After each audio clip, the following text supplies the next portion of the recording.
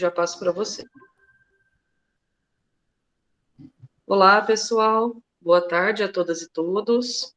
Estamos aqui no feriadão, dia 4/11, junto aqui com os professores Rafael e Carlos, professor Vinícius também, professor João Paulo, que vão fazer algumas exposições hoje, aqui na disciplina pelo PPG-CTS, denominada Aspectos Jurídicos. Ela tem um nome um pouquinho mais complexo, só que aqui agora para mim está aparecendo Aspectos Jurídicos.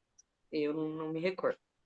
Mas é isso, eu sou estudante de pedagogia e volta e meia eu apareço aqui nos cursos da pós-graduação para dar um suporte técnico e acompanhar as aulas. Então, sem mais delongas, passo a palavra para o professor Vinícius.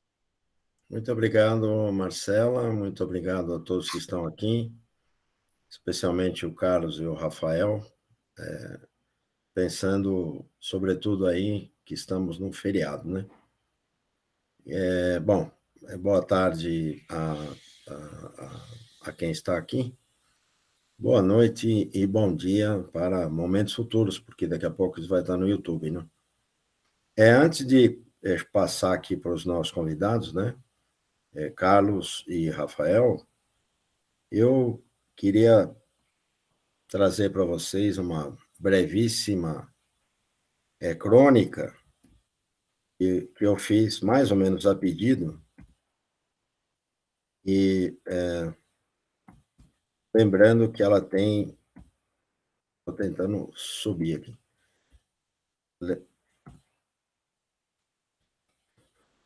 Só um minutinho.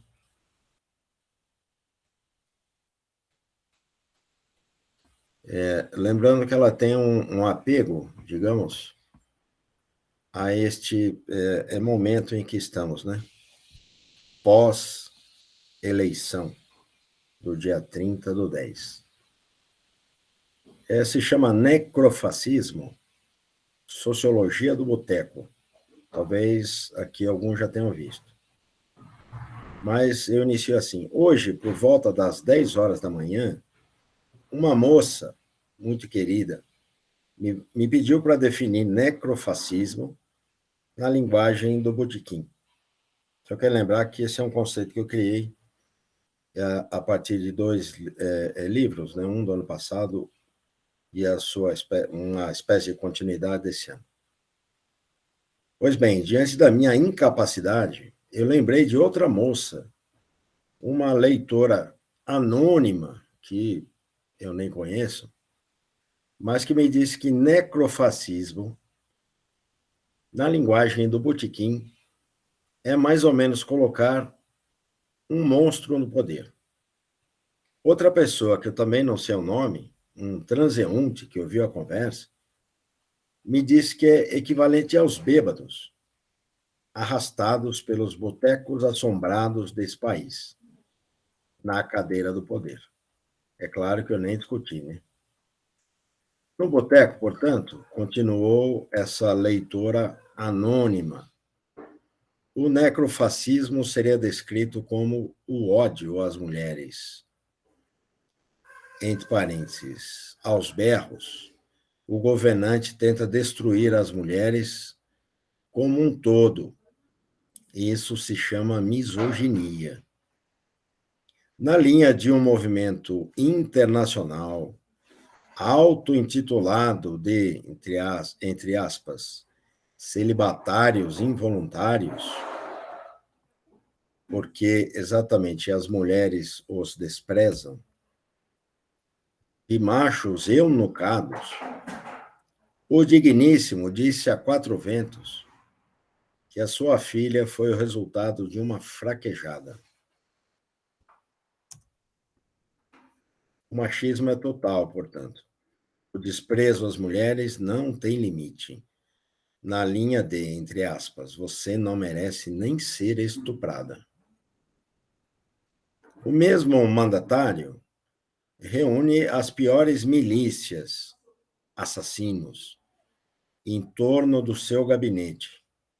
Defende a luta armada e o ódio social. Entre aspas, disse ele. Morte aos petralhas. E esse indivíduo é aquele mesmo que zombou da Covid-19, zombou dos que morriam sem oxigênio para respirar. Fez ensaios, entre aspas, de falta de ar na TV em Manaus. Ainda empossou ministros e secretários que fazem, ou fizeram, ou ainda fazem, né? Saudações, apologias nazistas em rede nacional. Isso, disse aquela leitora anônima, chama-se sociopatia. O mesmo abominável do poder disse que, entre aspas, gostaria de comer um indígena morto. Isso é canibalismo e necrofilia, disse a moça. O mesmo mandatário falou que, entre aspas, pintou um clima, ou seja, um crime, quando viu meninas de 13 e 14 anos venezuelanas refugiadas no Brasil. O nome disso é pedofilia. Como se não bastasse, o digníssimo ainda se glamourizou em vídeos, tentando naturalizar, ou seja, dizer que é normal transar com animais. O crime é o de zoofilia. Mas será que acabou o inventário? Não, disse a moça, nem de longe. Pois além de associar, ou seja, dar medalhas, sicários e milicianos, e foram dezenas, é preciso nunca esquecer que esse mandatário demorou meses para comprar a vacina, que teria evitado a morte de centenas de milhares de pessoas.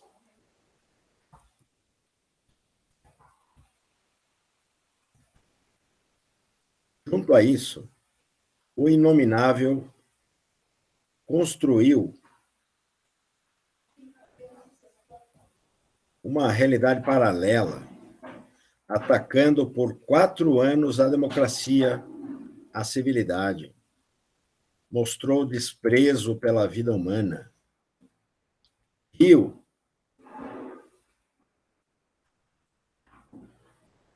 quando subjugou os mais pobres, quando alimentou uma série de seitas que amam armas de fogo mais do que a qualquer tipo de Deus. Numa síntese de sociologia de botequim, disse a moça, necrofascismo é isso e muito mais.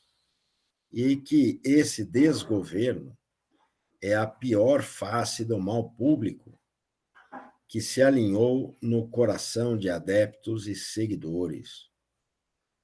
Nosso necrofascismo anima-se com a morte dolorida, por fome, promove a morte programada, retirando o dinheiro das políticas públicas.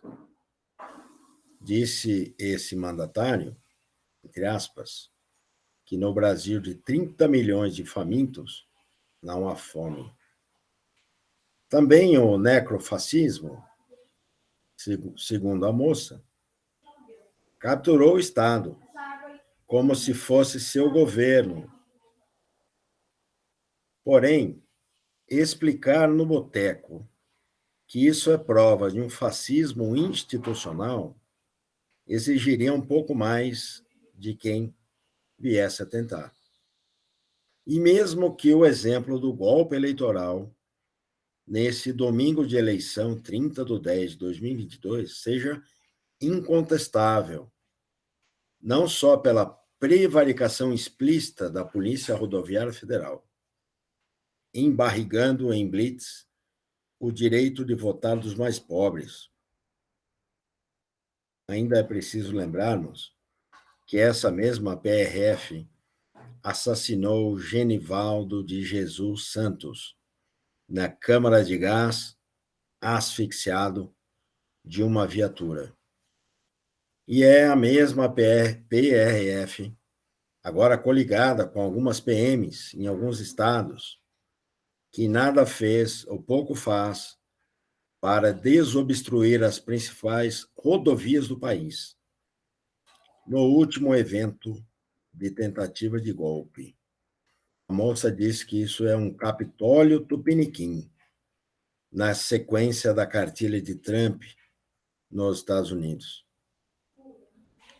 No boteco, você ainda pode dizer que, sob o fascismo, Jesus, Genivaldo de Jesus, foi morto pelo Messias. Por fim, não diga que essas alucinações foram recomendadas por um astrólogo. O cara deixou 40 milhões de brasileiros vendo estrelas. Porque esses caras, esses 40 milhões, podem ter curiosidade em ler. E você viu aqui que eu não citei, nem a moça falou, o nome desse desencarnado. Arrematando, então, disse a moça. Juridicamente, o necrofascismo é o ápice da negação do objeto positivo da Constituição Federal de 88 e está consoante a violação sistemática dos direitos humanos fundamentais. Tecnicamente, continua a moça, a leitora anônima, o julgamento de pessoas assim, no comando da máquina do poder, deveria ser no âmbito do Tribunal Penal Internacional, por crimes cometidos contra a humanidade. O exemplo histórico mais notável é o Tribunal de Nuremberg, enforcando nazistas do alto comando. A isso tudo eu me rendi, é óbvio, pois ainda sacramentou a leitora dizendo que, teoricamente, tecnicamente, ainda pensamos o conceito de necrofascismo, ao menos inicialmente, como uma espécie de arquitetura, uma construção, mesmo que não seja propriamente um projeto político, em que se articulam teias significativas do protofascismo, como a negação da ciência, a liturgia de uma novilíngua, fala-se por meio de entidades nada divinas, mas também elementos do fascismo clássico, a articulação de milícias no poder e nas ruas, da necropolítica, quando o governante lamenta não termos dizimados as populações indígenas, e das guerras híbridas, a exemplo do Gabinete do Ódio, a articulação da Lava Jato, o golpe de 2016. Mas, disse a moça, isso é um brevíssimo sumário. Ela finalizou, eu espero ter ajudado. Eu também espero ter ajudado lendo isso aqui. Obrigado, passo agora para vocês.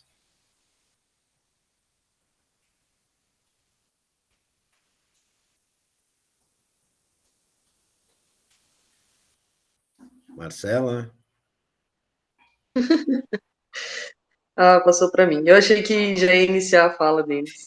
Muito obrigado, professor, pela excelente leitura. Como eu disse ontem, e eu não lembro se foi ontem, acredito que tenha sido. Quarta. Ontem ou no dia 2. Sempre excelentes aberturas aqui para gente. Eu passo a palavra agora, então. A gente combinou a ordem, então seria agora o professor Carlos. Professor Carlos, seja bem-vindo, professor Carlos. Carlos Eduardo Montes Neto. Isso, ó. Vou fazer a abertura, né? Depois eu deixo o show principal para o doutor Rafael. Eu vou fazer a abertura aqui, né? Depois dessa brilhante abertura aí pelo professor Vinícius, meu amigo. Saudades, viu, Vinícius, de participar desses eventos com você, né? Na sua correria, na minha correria também. Já estava sentindo saudade. E é sempre um motivo de muita felicidade aqui. Aprendo demais. Eu venho muito mais para aprender nesses eventos do que para contribuir, né? Tento contribuir com o que eu posso, mas sempre aprendo demais aqui com a cultura. Eu sempre falo isso e falo com ele também, que o Vinícius é uma das pessoas mais inteligentes que eu tive a oportunidade de conhecer nessa minha vida. Então, é um privilégio conhecê-lo e poder desfrutar, né, desse contato. Muitas vezes no WhatsApp a gente se conversa, nós conversamos com bastante frequência, então é um prazer muito grande aqui e ter a oportunidade de expressar aqui mais uma vez a minha admiração.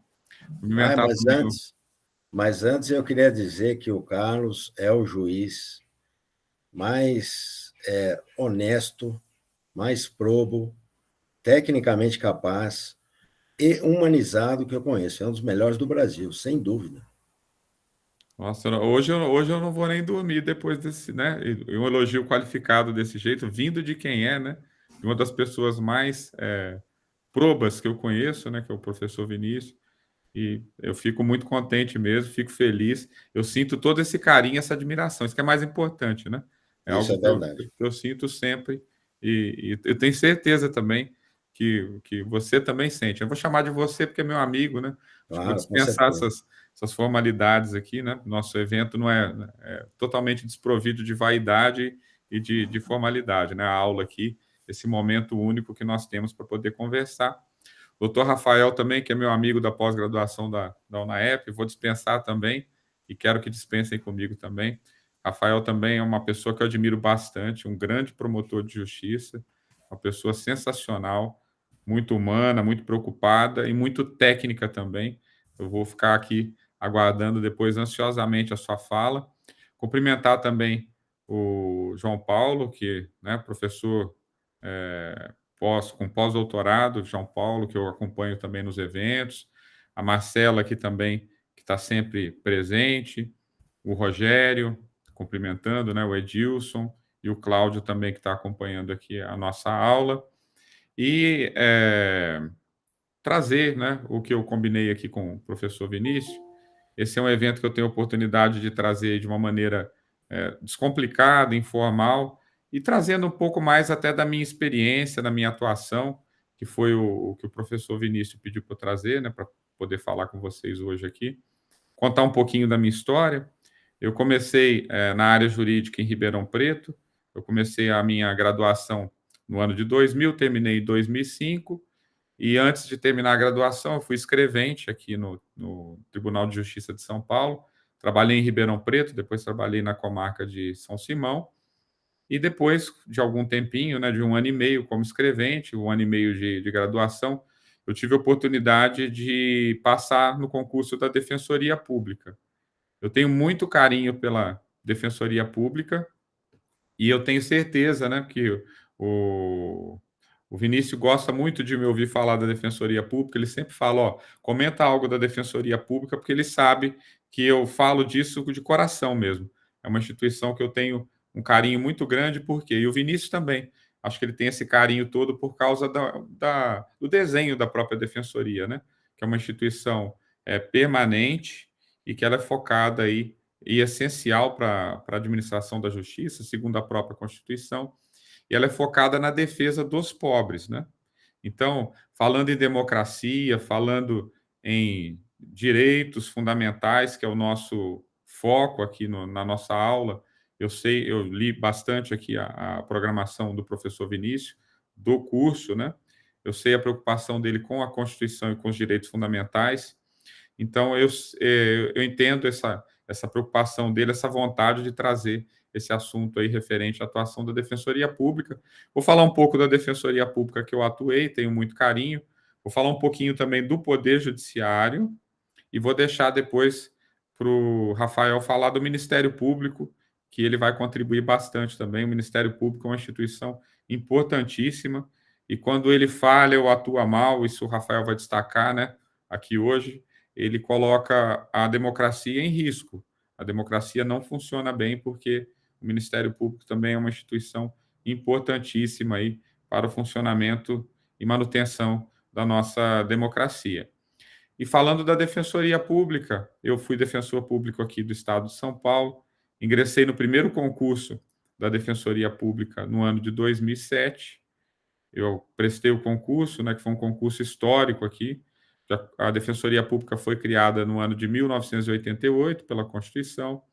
só que acabou demorando muito para poder implantar.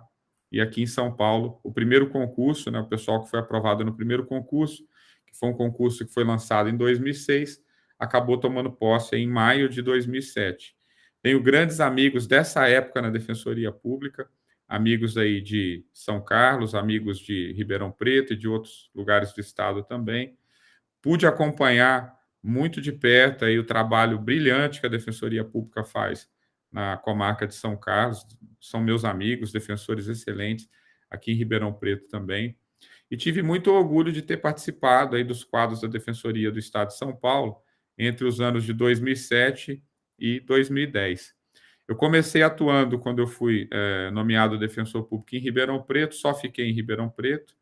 Eu consegui ficar aqui na minha região, né, que eu acabei estudando aqui. Meus pais estavam morando aqui também, eu consegui ficar nessa região. E depois de algum tempo eu ingressei na magistratura, isso eu já falo daqui a pouco também. Então, na Defensoria Pública eu ingressei no ano de 2007 e comecei atuando na área da família, né, basicamente, e na área do direito civil. Tinha essa atuação bastante forte voltada para o direito de família e atendendo as pessoas, né, mais pobres que buscam o serviço da Defensoria Pública. Para quem não conhece, pessoal, existe um critério para o atendimento da Defensoria Pública, que é um critério já bem aceito, tanto pela jurisprudência, bem como também por todos os profissionais do direito, que é um critério baseado no rendimento que as pessoas têm, né? Em regra geral, tem direito a ser atendido pela Defensoria Pública aquela pessoa que tem renda familiar, não só dela, né, mas renda familiar até 3 salários mínimos, que hoje, né, o salário mínimo de R$ 1.212 vai dar um pouquinho mais de R$ 3.600. Então, se a pessoa tiver uma renda familiar inferior a R$ 3.600, ela pode buscar os serviços da Defensoria Pública. Isso já demonstra a importância e a relevância da Defensoria Pública, né, que dá uma ferramenta, dá uma oportunidade para pessoas pobres serem representadas aí com qualidade, né, para ser representado aí de uma maneira que tenha paridade de armas, né? Especialmente aqui, porque nós sabemos que o Ministério Público é muito bem aparelhado, né? Isso fala até no processo criminal. Os promotores são muito bem preparados, o Ministério Público já é uma instituição consolidada, e isso faz emergir aí a necessidade de estruturação das defensorias. Isso tem avançado muito nos últimos anos, mas não ainda da maneira como deve ainda ser implementada. Né? A estrutura da Defensoria Pública ainda está longe de atingir aí a própria estrutura do Ministério Público, né? Inclusive com relação à sua implantação, números de defensores. Né? Eu falo isso tomando por base até o estado de São Paulo, e teve alguns estados aí que demoraram ainda mais para poder criar as suas defensorias públicas. Mas é muito interessante a atuação da Defensoria Pública, em qualquer segmento, né, muito importante, em qualquer segmento da área civil, área de família, né, que é uma sub-área aí do direito civil, mas eu destaco até com muita ênfase a atuação penal da Defensoria Pública e a atuação do defensor público na defesa de jovens em conflito com a lei, né, os menores infratores, né, prefiro falar até jovens infratores. Eu comecei a minha atuação em Ribeirão Preto na área civil, mas fiquei apenas 3 meses. Depois abri uma vaga para atuar como defensor público da infância e da juventude, e eu acabei topando esse desafio na época. Eu conhecia muito pouco da área, mas eu fui o primeiro defensor público da infância e da juventude de Ribeirão Preto e fui muito feliz na minha atuação. Tenho muito carinho, tenho boas recordações disso até hoje. E eu sentia muito orgulho de atuar na infância e juventude, porque poderia pegar aquele menino pobre, né, que não tem dinheiro para pagar um advogado, e a gente conseguia levar esse recurso, um habeas corpus desse jovem, por exemplo, até os tribunais de Brasília, até o STJ, até o STF, que é algo hoje que nós só conseguimos observar com relação a pessoas que têm um poder aquisitivo melhor. Então, já teve atuações aqui na Defensoria Pública de Ribeirão Preto em favor de jovens infratores, que em 40 dias a Defensoria Pública, na época, conseguia, por exemplo, uma liminar do STJ para poder liberar um adolescente que havia sido internado. Então, é muito bacana você poder proporcionar um atendimento de qualidade para pessoas que não teriam condições de pagar. Isso é uma atuação muito nobre, muito bacana, acho muito interessante. Sou um entusiasta ainda da Defensoria Pública até hoje. Na época, eu ainda tinha a possibilidade, né? O defensor público pode promover ações coletivas para a defesa desses jovens em conflito com a lei. Eu tive 2 ações que foram bastante interessantes, que eu ajuizei aqui em Ribeirão Preto na época. Uma delas, as pessoas vão se lembrar, alguns, acredito que a maioria aqui vai se lembrar. Antigamente, quando um jovem era internado na Fundação Casa, ele tinha os seus cabelos raspados. Então, às vezes acontecia de um adolescente ser internado no sábado ou no domingo, e na segunda-feira, às vezes ele já era liberado, mas ele voltava para casa, voltava para a escola com os cabelos raspados. E eu acabei ajuizando, na época, em Ribeirão Preto, uma ação pedindo para proibir em Ribeirão Preto a raspagem compulsória de cabelos dos adolescentes internados nas unidades da Fundação Casa, situadas em Ribeirão Preto. O juiz daqui de Ribeirão Preto, que é o juiz até hoje da Vara da Infância e da Juventude, doutor Paulo César Gentili, com muita sensibilidade, na época ele deferiu o pedido liminar que foi feito pela Defensoria Pública e determinou a proibição de raspagem, né, compulsória dos cabelos dos adolescentes internados nas unidades da Fundação Casa de Ribeirão Preto, e estabeleceu uma multa de 20 salários mínimos para cada jovem que tivesse os cabelos raspados contra a sua vontade. Isso é algo muito cultural também, né? O que aconteceu? No início dessa liminar, o adolescente chegava na unidade da Fundação Casa, os funcionários obrigavam ele a assinar um termo, como se ele estivesse concordando com essa raspagem dos cabelos, de maneira compulsória. Ele assinava e eles continuavam fazendo aquilo da mesma maneira que faziam, né? Que sempre fizeram. E aí nós fomos para uma audiência logo depois dessa liminar, os adolescentes chegando com os cabelos raspados, e o juiz perguntou, né, por que vocês estão? Vocês concordaram? E eles falaram, não, a gente não queria, mas chegando lá, os funcionários fizeram a gente assinar um documento e rasparam. Na mesma hora, ele ligou para o diretor da Fundação Casa e ele acabou fixando multa para 4 casos que nós pegamos, 20 salários mínimos de multa para cada caso desse. E isso acabou resolvendo. Eles pararam de fazer isso em Ribeirão Preto. E depois de alguns anos, eu atuando como juiz auxiliar em São Carlos, na Vara da Infância e da Juventude, eu fui fazer uma audiência em São Carlos, a ação era só para Ribeirão Preto. E aí chegou um adolescente com cabelo comprido, né? E eu perguntei para o pessoal da Fundação Casa, eu falei, não raspa mais? E aí eles me falaram, eu falei, não se raspa mais cabelo de jovens aqui no estado de São Paulo. A Fundação parou com essa prática, né? De raspar contra a vontade desses jovens. Então, uma atuação que eu tenho muito orgulho de ter feito na época, era uma ação civil pública que eu idealizei, né? O juiz de Ribeirão Preto, uma pessoa muito preparada, uma pessoa muito humana, acabou acolhendo essas nossas alegações, concedeu a liminar, a ação depois foi julgada procedente, o tribunal confirmou até essa procedência, e eu fiquei feliz de ver aquilo, né, com uma atuação que teve lá, que trouxe um pouco de dignidade, né, de respeito aí para esses jovens. Na época também que eu atuava como defensor público da infância e da juventude, teve uma outra ação que eu tenho muito orgulho de ter também ajuizado, que é para discutir o direito ao voto dos adolescentes que estavam em cumprimento de medida socioeducativa, e na época eu ajuizei uma semana antes das eleições, mas alguns tinham título de eleitor. O mesmo juiz, ele me concedeu a liminar na época, e foi uma questão muito bacana também, porque passou a discutir, já era discutido, né, o direito ao voto das pessoas que estão privadas de liberdade, e dos presos, né, que não são presos condenados de maneira definitiva, mas que estão presos aí de maneira provisória, e também já tinha essa discussão com relação aos adolescentes. E ele também concedeu essa liminar, só que essa liminar acabou sendo cassada aí na sexta-feira que antecedia as eleições. Mas isso trouxe a discussão, participei de eventos depois até no Tribunal de Justiça do Rio de Janeiro para discutir o direito ao voto dos jovens, né, internados em unidades da Fundação Casa.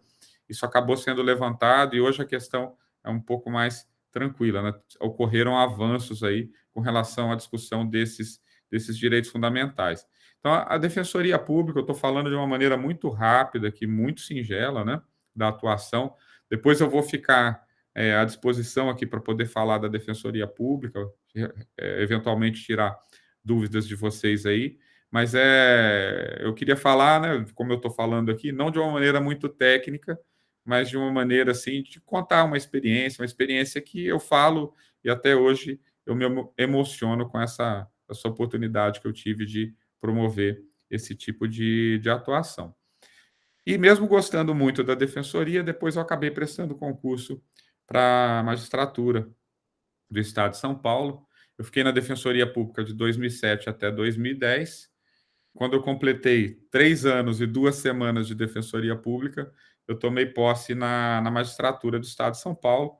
Então, desde 2010, desde maio de 2010, eu ocupo o cargo de juiz de direito aqui do Estado de São Paulo. E tive uma carreira muito gratificante também, muito bacana. E também na magistratura é possível contribuir de uma outra maneira também, mas muito importante. E até essas atuações que eu mencionei da Defensoria Pública, elas foram possíveis, né? Essas atuações judiciais, graças à própria magistratura, né? A independência do Poder Judiciário. Tanto é que constitui até crime de responsabilidade quando se atenta contra o funcionamento dos poderes, né? Eu falo até do artigo 85 da Constituição Federal, que fala que é crime de responsabilidade do presidente da República, caso ele atente contra o livre exercício do Legislativo e do Poder Judiciário. Isso ressalta aí a importância, né, dessa liberdade aí de respeito às instituições no país, né? Porque só assim que é possível a promoção e a efetivação, a concreção desses direitos e garantias fundamentais. Eu ingressei na magistratura no ano de 2010, no cargo de juiz substituto, e meu primeiro cargo foi em Ribeirão Preto. Eu acabei ficando em Ribeirão Preto durante 1 ano e meio como juiz substituto, e depois eu tive uma experiência que foi muito bacana, que me permitiu ter contato com outras regiões aqui do estado de São Paulo, né? Eu não havia conseguido isso na Defensoria, porque eu já entrei num cargo em Ribeirão Preto, e a Defensoria Pública tem uma vantagem em termos de carreira, que você vai progredindo, você vai se promovendo, ficando no mesmo lugar. Não é algo que nós temos, né, Rafael? A gente tem que sair dos lugares, né? E eu já fui bastante itinerante aí na minha carreira da magistratura. Eu cheguei a fazer 5 mudanças em 7 anos. Então, eu já estava especialista já em fazer mudanças. Minha família também, que me acompanhou durante grande parte desse tempo, também já estava especializada aí nas mudanças. Eu fiquei em Ribeirão esse tempo como juiz substituto, né? A gente entra na carreira da magistratura por meio de um concurso público de provas e títulos, que é o mesmo processo que foi submetido ao Rafael para ingressar no cargo de promotor de justiça. No primeiro grau, nós ingressamos por meio de concurso. Para os tribunais, existe a possibilidade de ingressar na magistratura, não no Ministério Público, né, porque no Ministério Público todo mundo é de carreira, mas na magistratura existe a possibilidade de pessoas que não prestaram concurso, dessas pessoas ingressarem aí nos tribunais, né? Eu vou dar um exemplo até aqui do Tribunal de Justiça do Estado de São Paulo. A Constituição determina que 1/5 dos desembargadores do Tribunal de Justiça que eles sejam oriundos tanto do Ministério Público bem como da advocacia. Em São Paulo, hoje, nós temos 360 cargos de desembargador. Desses 360, 36 vêm do Ministério Público, né? São pessoas que prestaram concurso para o cargo de promotor de justiça e se promovem depois para o cargo de desembargador, e 36 são da advocacia, pessoas que são advogados, que são indicados pela OAB, depois esses nomes são analisados pelo Tribunal de Justiça e, enfim, nomeados pelo governador, né? Isso no caso do Tribunal de Justiça de São Paulo, por exemplo. O que acontece? Quando tem um cargo desses 36 vagos aí da classe dos advogados, a OAB faz uma eleição, os advogados que preenchem os requisitos, eles se candidatam, e aí a OAB vai fazer uma votação. Os 6 nomes mais votados serão enviados para o tribunal. O tribunal vai votar em 3 nomes desses e vai encaminhar esses 3 para o governador. e lá o governador vai escolher um desses 3. E nós temos esse tipo de acesso também, acesso que não é por concurso público, nos tribunais superiores. Eu vou dar o exemplo aqui, tanto no STJ, bem como no Supremo. No Supremo não é obrigatória a presença de juízes de carreira. Todos os magistrados do Supremo Tribunal Federal podem, por exemplo, sair da advocacia, podem sair de carreiras diversas. Então, existe essa diferença também que é muito importante pontuar, porque as pessoas, às vezes, elas confundem a atuação do Rafael, por exemplo, com o Procurador-Geral da República, e confundem a atuação do juiz de primeiro grau que prestou o concurso com a do juiz que faz parte aí, né? Porque ele, na verdade, o ministro do Supremo ele recebe esse nome, nessa nomenclatura, mas ele, na verdade, é um juiz, né? Tanto é que na Suprema Corte dos Estados Unidos não se usa nem essa expressão ministro, são os juízes da Suprema Corte. E não tem um presidente da Suprema Corte, é o chefe de justiça, né? Eles usam uma terminologia diferente. Então, essencialmente são juízes, mas que são nomeados, eles chegam no exercício do cargo de maneira muito diferente, né? Nós que entramos no primeiro grau aqui tem uma carreira talvez parecida com a minha, quem quer buscar um posto, né, uma promoção na carreira, uma ascensão na carreira. Eu comecei em Ribeirão Preto, depois de Ribeirão Preto, depois de 1 ano e meio, eu fui para Lucélia, que é uma cidade conhecida como a capital da amizade. Fica depois de Marília, depois de Tupã, quase chegando lá em Presidente Prudente, né? Quase lá na divisa do estado lá com o Mato Grosso do Sul, né? Perto do Rio Paraná. Às vezes, como distração nos finais de semana, eu ia comer torresmo de tilápia e tomar uma cervejinha lá na beirada do Rio Paraná, que é a praia do pessoal que mora por lá, né? Que moram muito longe da praia efetivamente. Depois de Lucélia, eu acabei me promovendo para Mogi das Cruzes como juiz auxiliar, e aí tentando chegar perto de casa de novo. Eu me removi para Ibitinga, que é a capital nacional do bordado. Depois eu me removi para São Carlos, que foi um lugar que eu fui muito feliz também. Uma das cidades que eu tenho mais saudade das que eu morei.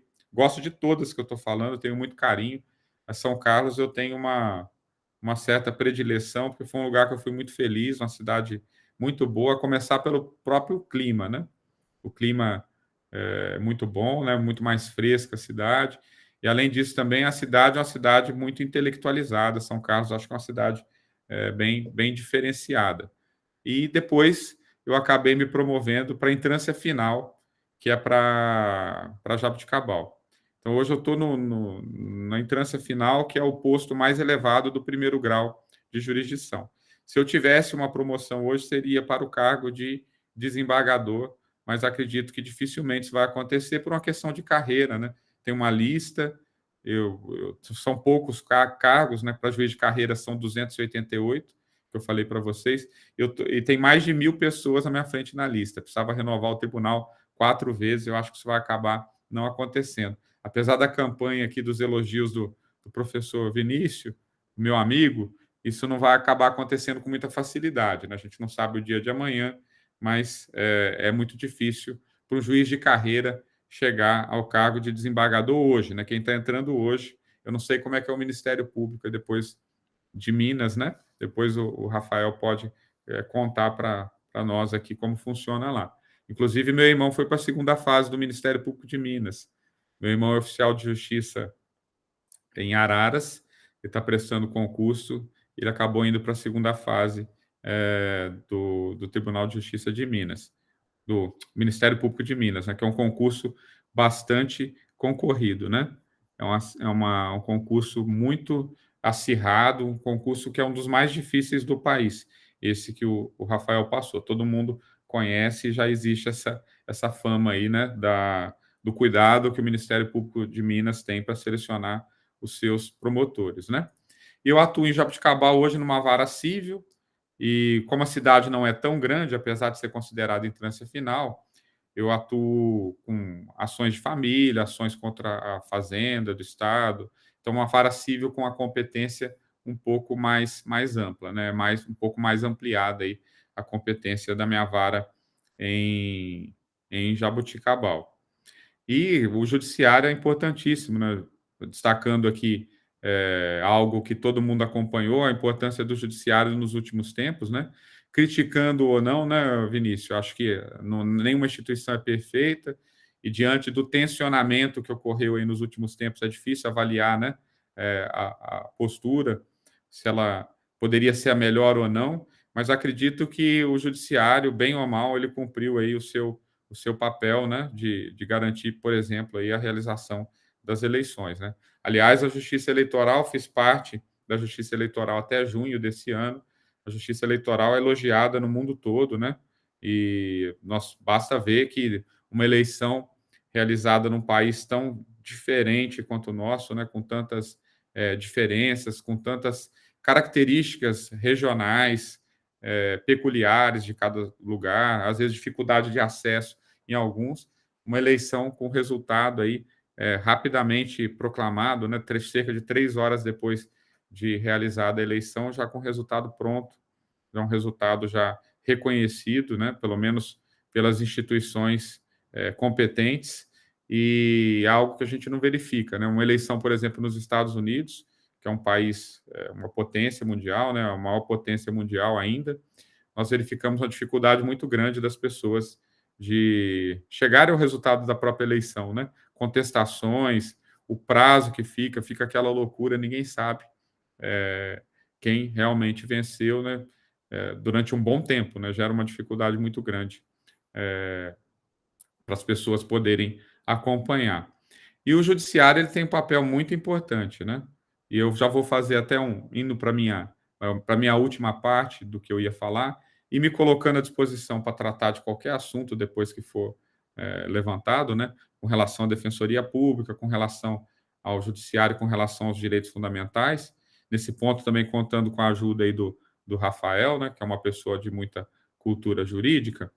Eu queria falar um pouco da importância do judiciário no combate ao que é denominado, o professor Vinícius gosta muito dessa teoria, né? A teoria do estado de coisas inconstitucional, que nós até abordamos aí em trabalhos que a gente escreve, né? Muito, muito comum escrever com... Eu tenho a honra, às vezes, de escrever com o Vinícius, é um prazer muito grande, e nós costumamos abordar essa questão envolvendo o estado de coisas inconstitucional. Esse estado de coisas inconstitucional é uma teoria que surgiu lá na Colômbia, né? Foi reconhecida pela Suprema Corte da Colômbia. Era um caso envolvendo professores de um município colombiano e que esses professores eles estavam completamente desamparados. Eles não tinham nenhum sistema de saúde que eles poderiam usar e também nem sistema de previdência. Então, foi levantada essa questão aí perante a Suprema Corte colombiana, e aí foi cunhada essa teoria do estado de coisas inconstitucional. O que é esse estado de coisas inconstitucional? É uma situação de desconformidade muito grande com o ordenamento jurídico, né, especialmente aí com a Constituição, e que vai gerar uma violação massiva de direitos fundamentais. Aqui no Brasil, a questão foi discutida pela ADPF número 347. Foi uma ação ajuizada pelo Partido Socialismo e Liberdade, o PSOL, que buscava o reconhecimento da figura do estado de coisas inconstitucional com relação ao sistema penitenciário brasileiro, né? Todos nós já conhecemos e acompanhamos bem as mazelas do sistema penitenciário brasileiro. Quem quiser acompanhar um pouco mais de perto essa realidade, tem uma série no Netflix, na Netflix, que trata das prisões mais duras do mundo, né? E lá, como não podia deixar de ser, tem prisão brasileira também, que é retratada aí dentro dessa série, que ela é uma série documental. É muito interessante observar isso, nessas violações de direitos. E aí o Supremo acabou reconhecendo, né, esse estado de coisas inconstitucional em razão da precariedade da situação dos nossos presídios, né? Superlotação, condições desumanas de custódia, né? E falhas estruturais aí que violam de maneira massiva aí os direitos fundamentais das pessoas em cumprimento de pena. Eu sei que existe um discurso muito forte, né? Não aqui, graças a Deus, com relação aos direitos fundamentais das pessoas que estão em cumprimento de pena pela prática de crimes, mas a pessoa ela só é privada da sua liberdade, ela não pode ser privada aí de todos os seus direitos fundamentais. Isso é algo que pode acontecer, né, com qualquer pessoa, né, em qualquer família. As pessoas, às vezes, elas não se atentam a essa realidade, né? Tem até uma série que eu estou assistindo na Netflix agora, chama Inside Man. Ela fala que, né, o moço fala, né, um dos principais atores da série, ele fala que qualquer pessoa pode ser um assassino dependendo das circunstâncias, né? O que ele está querendo dizer? Eu não estou afirmando isso, né? Eu só estou citando essa questão envolvendo os direitos das pessoas presas, porque qualquer pessoa pode ter um problema, né? Pode causar um acidente de trânsito por uma desatenção, pode se envolver na prática de algum crime, né? Ou num homicídio culposo, dificilmente a pessoa vai ser presa, mas pode acontecer alguma situação aí que a pessoa pode ser privada da sua liberdade. Não é possível, né? Nossa condição humana, ela não permite afirmar com 100% de certeza que ninguém nunca vai se meter em confusões, né? E a gente precisa respeitar as pessoas também. São pessoas que têm família, parentes, e pessoas também que merecem ter a sua dignidade, merecem ter o seu direito, seus direitos respeitados e que só se encontram naquele momento aí privadas de liberdade. Eu queria destacar um trabalho, né, uma tese de doutorado do Carlos Alexandre de Azevedo Campos, que ela é bastante citada com relação ao estado de coisas inconstitucional. E ele acabou elencando 4 pressupostos centrais para a configuração do estado de coisas inconstitucional. Essa tese, pessoal, ela é fácil de acessar, viu? Só digitar o nome dele no Google, que dá para ler, se alguém quiser escrever, for fazer algum trabalho, né, algum relatório com relação a isso. O nome do autor é Carlos Alexandre de Azevedo Campos. É uma tese de doutorado de 2015. Então, ele citou como pressupostos centrais para a configuração do estado de coisas inconstitucional, que pode se verificar em diferentes situações. Eu dei o exemplo aqui da ausência de sistema de saúde e de seguridade social dos professores, né, que estavam fora da cobertura do âmbito do Estado. E agora citei também, agora há pouco, a situação dos nossos presídios, mas pode acontecer em qualquer outro tipo de situação. Eu já aleguei isso aqui com o professor Vinícius, por exemplo, com relação a... Nós temos um artigo submetido, né, em avaliação, numa revista A1, com relação à situação dos índios durante a pandemia, os índios e povos isolados. É uma situação que pode perfeitamente se aplicar essa teoria do estado de coisa inconstitucional. Teve legislação, né, e teve vetos aí, até a disponibilização de água potável para os índios aí. Poderia ter constado no conto também essa questão, né, e várias outras aí também, que foi mencionado no início da nossa fala, questão envolvendo os absorventes, né, o fornecimento de absorventes para as mulheres, né. Foram tantas situações que ocorreram nos últimos tempos aí, que fica difícil de colocar em qualquer conto. Talvez em algum livro aí com vários volumes ficaria mais fácil de poder elencar tudo que aconteceu aí nos últimos anos, né? Fica difícil aí de poder falar disso, né, de maneira rápida, né? E até é um teste para a memória também, que foram muitas as situações que aconteceram. Então, esses pressupostos que o Carlos Alexandre de Azevedo Campos menciona são, primeiro, né, a verificação de violação sistemática, grave e contínua de direitos fundamentais de um elevado e indeterminado número de pessoas. Esse é o primeiro pressuposto. O segundo pressuposto que ele elenca é a omissão reiterada e persistente das autoridades públicas na concreção desses direitos, o que nós verificamos nas situações que eu falei. Dos presídios, por exemplo, é uma omissão reiterada, né, de vários governos, aí, não só de um único, né, mas de todos. Todos não fizeram o papel que poderiam ter feito. Terceiro, a necessidade de atuação de uma pluralidade de órgãos visando solucionar o problema. Esse problema é o que nós chamamos hoje em dia no direito, que é bastante discutido, que é o problema estrutural. Esse tipo de problema, que é problema estrutural, ele não pode ser resolvido apenas com uma decisão do Poder Judiciário. Ele demanda a atuação de diversas pessoas, diversos órgãos. Ele tem que ter uma solução estrutural também. Não pode ser resolvido aí de maneira fácil com uma simples decisão judicial. São problemas que, lógico que o judiciário tem a responsabilidade de implementar, né, de mandar implementar concretizar esses direitos fundamentais, mas são problemas estruturais, são problemas que não se resolvem numa canetada, do dia para a noite. E o quarto pressuposto, que é elencado pelo autor que eu mencionei, a possibilidade de um grande número de lesados transformarem a violação dos seus direitos em ações individuais.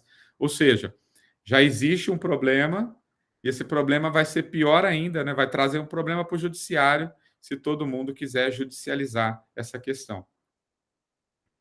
Por exemplo, pessoas, né? São milhares de pessoas presas. O Brasil tem uma das maiores populações carcerárias do mundo. Se todo mundo for ingressar com ações individuais visando responsabilizar o Estado por essas falhas e omissões que nós sabemos que elas existem, né, até hoje, isso causaria aí um problema para o próprio poder judiciário. Então, professor Vinícius, era isso que eu queria falar por enquanto, né?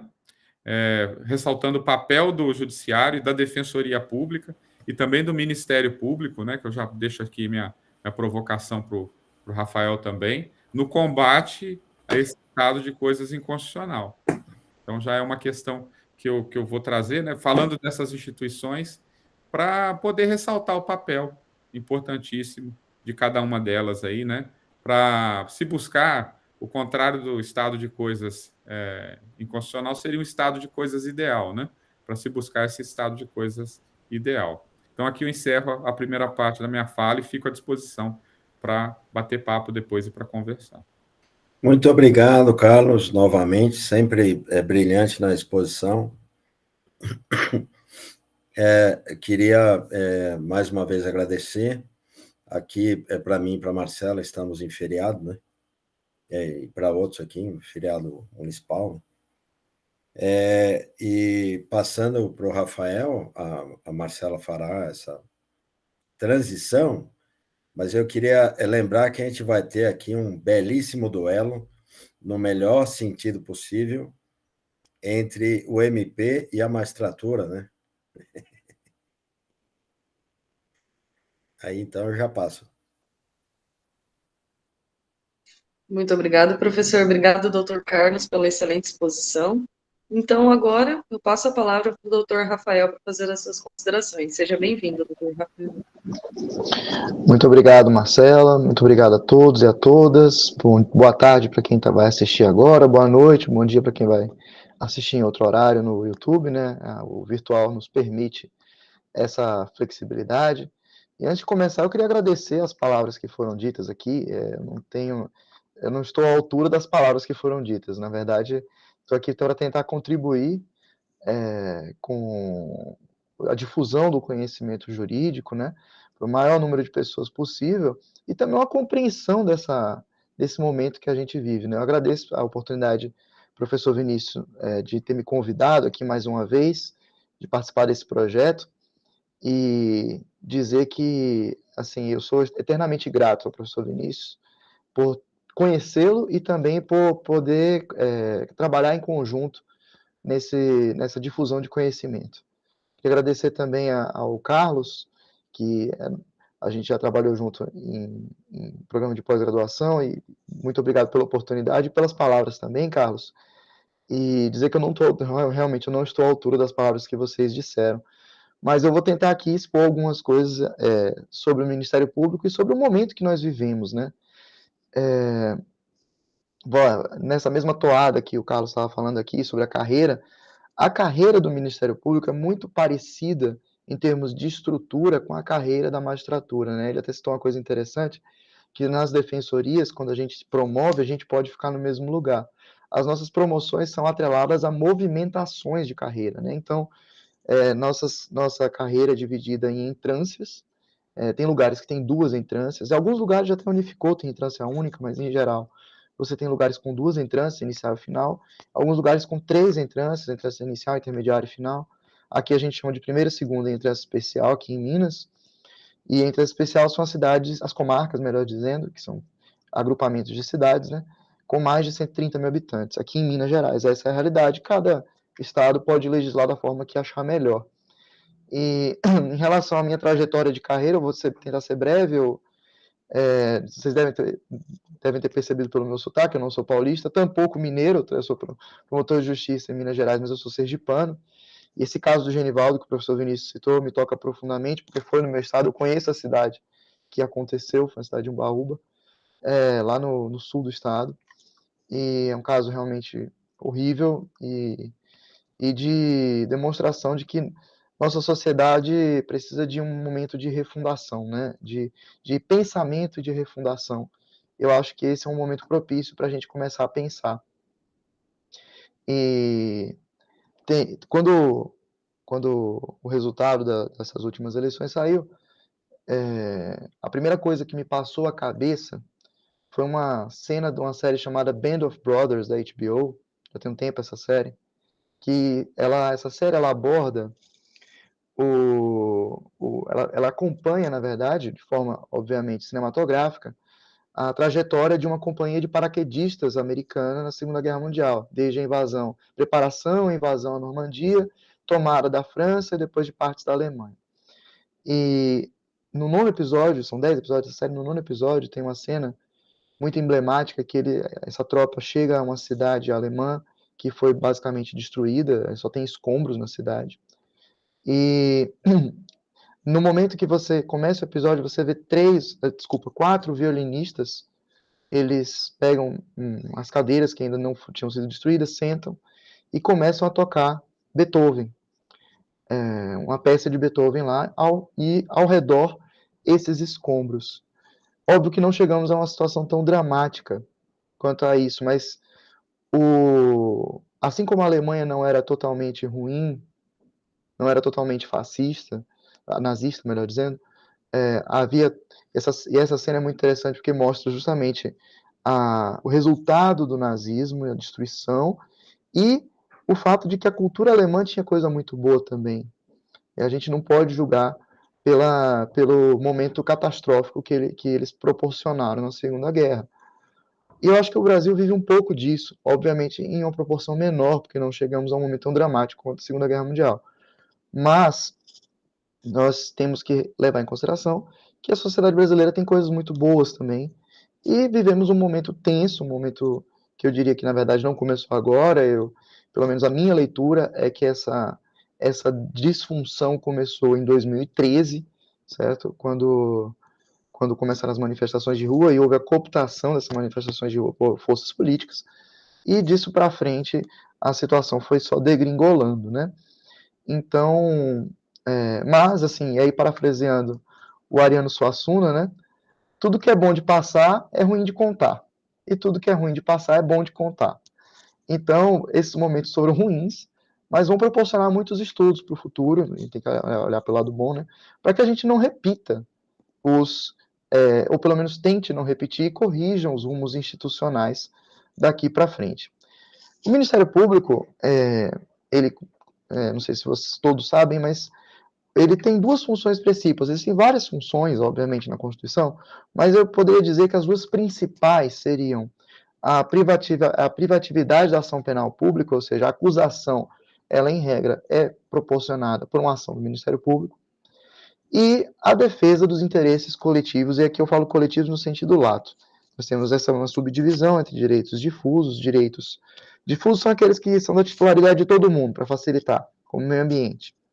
Direitos coletivos são de uma determinada categoria, como, por exemplo, direitos trabalhistas de uma categoria seriam direitos coletivos, e direitos individuais homogêneos que, segundo Barbosa Moreira, são o que a gente chama de acidentalmente coletivos. São direitos que eles são individuais, mas eles ocorrem de uma maneira tão massificada que eles podem ser tratados de forma coletiva. Então, a defesa dos interesses coletivos em juízo e a privatividade da ação penal pública são as funções principais do Ministério Público na República Brasileira. E aí, chegando nessa análise desse momento, né, que nós vivemos, que eu reputo que começou em 2013 e que se intensificou pós-impeachment da presidente Dilma, e aí eu vou até abordar que não foi propriamente um impeachment, ele tinha uma roupagem de impeachment, mas não era propriamente um impeachment, nós chegamos a uma situação que eu trouxe aqui um conceito do Mark Tushnet, que chama de Constitutional Hardball, jogo duro constitucional. O que seria esse jogo duro constitucional? As soluções que foram utilizadas pela classe política, no ponto de vista jurídico, elas eram formalmente constitucionais, mas as suas consequências, a sua finalidade propriamente dita não era constitucional. Então, é como se você esgarçasse o tecido constitucional a tal ponto que você subvertesse a própria ideia da Constituição. Estou tentando reproduzir de uma forma mais didática, não é exatamente esse o conceito do constitutional hardball, mas é isso, é algo que, em uma primeira análise, parece que está dentro das regras do jogo, mas que, se você faz uma análise mais a fundo, você vê que há uma subversão da ordem constitucional. E aqui eu vou citar primeiramente voltando à questão do exemplo do impeachment, que eu tinha dito, e até tem uma entrevista muito interessante, vocês podem achar isso no Google facilmente, do próprio Mark Tushnet para o Estadão, falando justamente que o impeachment da Dilma foi um exemplo de constitutional hardball. Por quê? Porque existe uma diferença ontológica entre o que é impeachment, o que é voto de desconfiança e o que é recall, certo?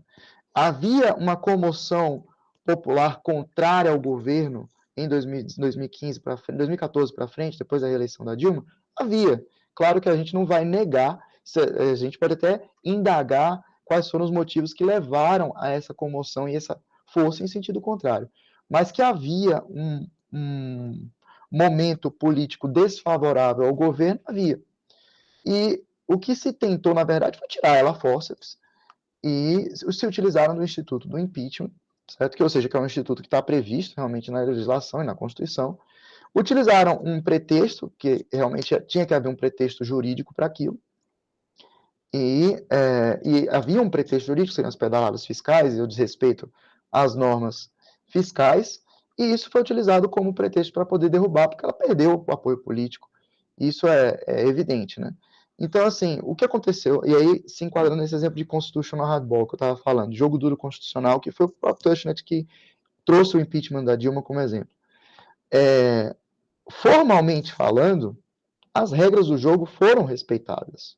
Houve uma tramitação do impeachment, houve uma votação desse impeachment na Câmara, foi aprovado, foi passado para o Senado, ela foi julgada no Senado como tendo cometido crime de responsabilidade. E aqui eu não vou nem entrar naquela cisão que eles fizeram no final do julgamento do crime de responsabilidade, que foi algo bem heterodoxo também, mas enfim, do ponto de vista formal, sim, houve um respeito, em tese, às normas de julgamento do impeachment. Mas, na prática, o que aconteceu foi um esgarçamento do tecido constitucional. Porque, na verdade, o que se objetivava a fazer ali era derrubar a presidente por perda de apoio político. E existem países, especialmente no parlamentarismo, que você tem o voto de desconfiança, que aí você pode tirar um primeiro-ministro por uma votação do parlamento, e existem alguns outros lugares que tem o instituto do recall. Recall é como se fosse um recall de carro mesmo. Ah, tá com defeito, eu vou e tiro. Isso, por exemplo, um exemplo que a gente pode ver mais recente do recall, o Brasil não tem recall, tá? Já teve em algumas constituições estaduais, mas o Brasil não tem recall, foi quando o Arnold Schwarzenegger foi eleito governador na Califórnia. Na verdade, houve um recall, o governador que tinha sido eleito foi tirado do poder, houve uma eleição suplementar, e o Arnold Schwarzenegger, ele começou a cumprir o primeiro mandato. Mas o que eu estou querendo dizer é o seguinte, voltando à questão do jogo duro constitucional, do Constitutional Hardball do Tushnet. Então, quando você começa a esgarçar o tecido constitucional, que é subjacente ao próprio texto, ou seja, o texto ele é respeitado formalmente, mas a ideia não é respeitada, você começa a enfraquecer as próprias instituições. E aí a gente vai chegar no cenário mais recente. Alguns exemplos que eu poderia trazer de constitutional hardball que aconteceram mais recentemente foi, por exemplo, o presidente da Câmara não dar seguimento a pedidos de impeachment maciços que foram feitos. Basicamente, houve um cumprimento do regimento, não havia nenhuma violação formal à Constituição, mas os crimes de responsabilidade ocorreram quase que diuturnamente e nada era feito. Então, isso é uma espécie de constitutional hardball, ou então, um exemplo até mais claro desse constitutional hardball, que seria, por exemplo, a aprovação dos auxílios de cunho eleitoral que foi feita. Porque, nesse caso, e aqui ele se amolda perfeitamente ao exemplo do Tushnet, porque o Tushnet fala justamente isso, que muitas vezes você encurrala o outro lado, de forma que não há solução, a não ser você capitular a vontade de quem comete esse jogo duro constitucional. Então, nesse caso dos auxílios, o que acontecia? O auxílio era nítido que ele tinha cunho eleitoral, mas se a oposição vota contra, isso se torna uma arma eleitoral na mão de quem o aprovou. Então, todos acabam tendo que votar e acabam capitulando à vontade de quem comete o jogo duro constitucional.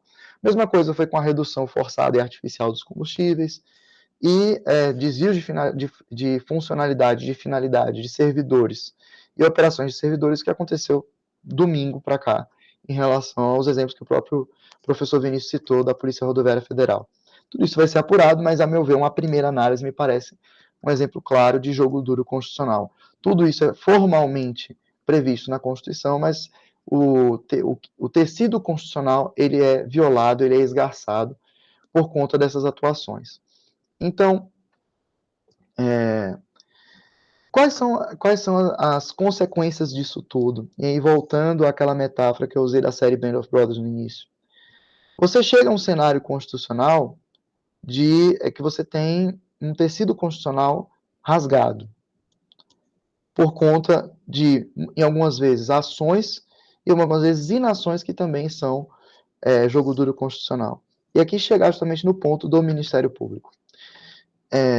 Como o próprio Carlos falou mais cedo, a nossa atuação aqui na base, que a gente chama de chão da fábrica aqui, como promotor de justiça, não se confunde com a atuação do Procurador-Geral da República, que é nomeado pelo presidente da República, depois passa por uma sabatina no Senado, e ele passa a exercer a função de Procurador-Geral da República. E o que aconteceu nos últimos anos em relação à atuação do Procurador-Geral da República? De forma muitas vezes controversa, houve o arquivamento de muitos inquéritos ou muitos inquéritos mesmo, muitas investigações que passavam na mão do Procurador-Geral da República, que ele tem, quando chega o inquérito, tanto para o promotor de justiça quanto para o Procurador-Geral da República, ele tem 3 possibilidades. Ele vai ou pedir mais diligências, ele pode fazer isso, ou ele vai promover ação penal, ou ele vai arquivar esse inquérito. Qual é o problema? Qual o problema do arquivamento do inquérito no âmbito do Supremo Tribunal Federal? Porque no primeiro grau, nós temos controle do arquivamento do inquérito. Se eu promovo o arquivamento do inquérito, na sistemática anterior, se o juiz discordasse, o juiz submetia o arquivamento do inquérito policial para o Procurador-Geral de Justiça, no âmbito do Ministério Público Estadual, no âmbito do Ministério Público Federal, para as câmaras de coordenação e revisão. Tá? Mas há um controle, ainda que interno, sobre o arquivamento do inquérito. Na sistemática pós-pacote anticrime, essa sistemática de revisão do arquivamento passou a ser totalmente interna, sem a participação do magistrado. Mas o que acontece em relação ao Procurador-Geral da República? No caso do Procurador-Geral da República, quando ele promove o arquivamento do inquérito, se houver indícios de crime, claro, se houver prova de que ocorreu crime, mesmo assim, o Procurador-Geral da República, ele promove esse arquivamento, na prática nós temos uma decisão irrecorrível. Esse é o problema da competência originária da ação penal no Supremo Tribunal Federal. Porque se o Procurador-Geral da República for, por qualquer motivo que seja, ele ignorar as provas que forem colhidas, o ministro do Supremo não tem o que fazer. Não há como submeter essa decisão a um órgão revisor. O ministro não pode promover a denúncia e dar início à ação penal, ele não pode fazer isso. E, nesse caso, nós chegamos num impasse. Então, o que houve em relação à atuação do Procurador-Geral da República e do presidente da Câmara é uma espécie também, eu diria, de constitutional hardball, porque, na verdade, as regras foram respeitadas. Não houve nenhuma violação propriamente de regras em relação ao oferecimento, à atuação do Procurador-Geral da República. A atuação dele foi dentro das regras que estão escritas. Mas essa inação é o que eu estou chamando agora de ponto cego constitucional. Isso é um termo que eu pensei, na verdade, eu não pesquisei um outro termo mais a fundo, mas que são pontos cegos, são pontos do texto, na verdade, do nosso ordenamento jurídico, em que você tem uma determinada conduta que ela é formalmente constitucional, mas que tem gerado problemas catastróficos. Então, as consequências desses pontos cegos são muito perigosas. Então, nesse caso, o que eu entendo, eu estou aqui trazendo para a discussão, é a questão da irrecorribilidade da decisão do arquivamento. Eu não acredito nem que ela deveria ser recorrível, a decisão do arquivamento, mas deveria haver uma espécie de controle. Nós temos hoje 2 atos sem controle, absolutamente sem controle, por parte do Poder Judiciário, por parte do Ministério Público e pelas instituições, que são justamente o arquivamento de inquéritos policiais de competência originária, ele não tem controle, e a decisão de não apreciar pedidos de impeachment. Essa decisão, claro, são situações diferentes. Uma tem um cunho muito mais jurídico, que é a atuação do Procurador-Geral da República, outra tem um cunho muito mais político, que é a questão do impeachment. Mas, e aqui eu vou me ater mais a essa questão do Procurador-Geral da República, nós temos um ponto cego que é bastante preocupante, porque todos os juristas, mas uma grande parte da classe jurídica brasileira alertou que havia alguns comportamentos perigosos de pessoas com foro prerrogativa de função. E isso, nesses últimos anos, houve uma inação do Procurador-Geral em alguns casos, ou então opiniões jurídicas controversas, né? Nesse caso, o que nós deveríamos parar para analisar seria uma espécie de correção dessa atuação do Procurador-Geral da República, na verdade, não da atuação, melhor dizendo, uma correção desse desenho institucional das funções do Procurador-Geral da República. E aqui eu vou trazer para discussão, na ação penal 470, de que é a ação do mensalão, tá? A ação penal 470 é a ação do mensalão.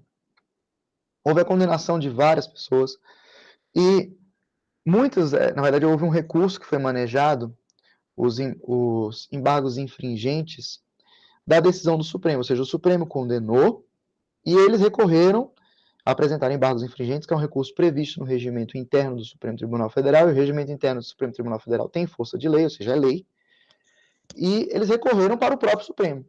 E aí chegou uma discussão, peraí, o Supremo tem que apreciar um recurso de uma decisão proferida por ele mesmo, e iniciou-se uma discussão primeiro sobre o cabimento desses embargos infringentes. E o Supremo decidiu, por maioria, que esses embargos infringentes eram cabíveis. Mas houve uma divergência entre a fundamentação. O voto que foi vencedor foi o voto no sentido de que o regimento interno não viola a Constituição, o recurso está lá previsto, é cabível, pode manejar o recurso. Mas Celso de Mello, e ele foi acompanhado por um outro ministro, eu não lembro agora, o ministro aposentado Celso de Mello, ele trouxe uma outra tese com a qual eu concordo, que é o seguinte: o ordenamento jurídico brasileiro segue tratados internacionais, e entre os tratados internacionais, um dos princípios é o duplo grau de jurisdição. Por quê? Porque, na verdade, não há como você ter, numa democracia, decisões que não são passíveis de controle. E hoje nós temos 2 decisões. Uma comissiva, ou seja, uma comissiva, que seria justamente o arquivamento de inquérito quando há provas, ou seja, mesmo que você esteja lá patente que a pessoa cometeu o crime, se o Procurador-Geral da República hoje arquiva, acabou. A discussão acabou. E esse ponto, a meu ver, é uma atuação comissiva que deve ser corrigida. E do ponto de vista omissivo, no caso, a não apreciação de pedidos de impeachment. E aqui, nesse ponto, eu já acho que é mais espinhoso, a discussão tem que se aprofundar, porque o impeachment ele é um julgamento de natureza política também. No caso, a atuação do PGR, do Procurador-Geral da República, não. Ela tem que ser pautada principalmente por critérios jurídicos. Então, esse momento que nós agora vamos começar a juntar os nossos cacos e trazer o que há de melhor da cultura jurídica brasileira, eu acho que seria interessante nós começarmos essa discussão justamente desses pontos cegos, porque o nosso tecido constitucional foi forçado por esse jogo duro constitucional. E aqui nós temos que ver justamente onde que estão esses furos, para que nós não cometamos o mesmo erro de novo. Há uma primeira análise, eu entendo que, da mesma forma que o arquivamento no primeiro grau de inquéritos policiais, ele é submetido na legislação atual ao Conselho Superior do Ministério Público para análise desses arquivamentos, da mesma forma, esses arquivamentos, se houver uma discordância do arquivamento por conta do órgão jurisdicional, ele deveria ser possível de ser enviado para um órgão dentro da estrutura do Ministério Público Federal. Conselho Superior do Ministério Público Federal, exatamente, eu não sei qual órgão que seria o mais adequado, mas alguma espécie de revisão interna no âmbito do Ministério Público deveria ser feita. E por que eu falo interna? Porque não poderia ser externa, obviamente, porque o outro órgão com o qual o MP, o Procurador-Geral da República, ele atua é o órgão julgador. Então, ele não poderia fazer essa revisão, ele poderia apenas provocar essa revisão. Então, e outra coisa, a privatividade da ação penal pública dá a última palavra sobre a decisão de denunciar alguém ou não ao Ministério Público.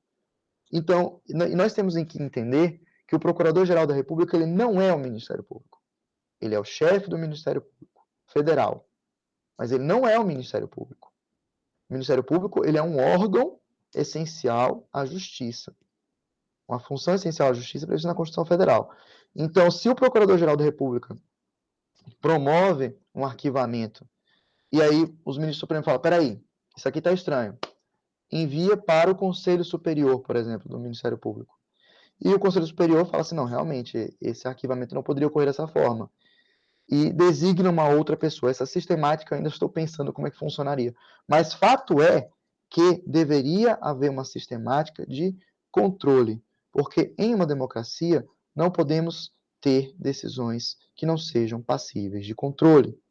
Então, e aí essa questão da importância do controle, que aí eu quero terminar a minha primeira parte aqui da fala, que é o seguinte, a inação e a ausência de controle de determinados atos desde 2013, certo? Atos muitas vezes abusivos, como, por exemplo, e aqui eu já posso até falar mais claramente em relação a algumas questões da Operação Lava Jato, já que o STF já anulou alguns processos,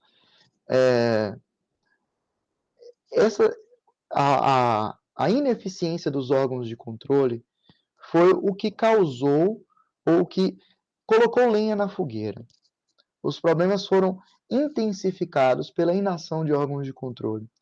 Então, o que cabe a eu penso nesse momento, é que nós sentemos, nós temos que analisar o que aconteceu nesses últimos anos, esses últimos 9 anos, eu diria, quase 10, e ver o que nós temos que melhorar do ponto de vista jurídico, para que não ocorram novo esgarçamento constitucional, com um verniz de constitucionalidade, que foi o que muitas vezes aconteceu, através de comportamentos de natureza política, tá?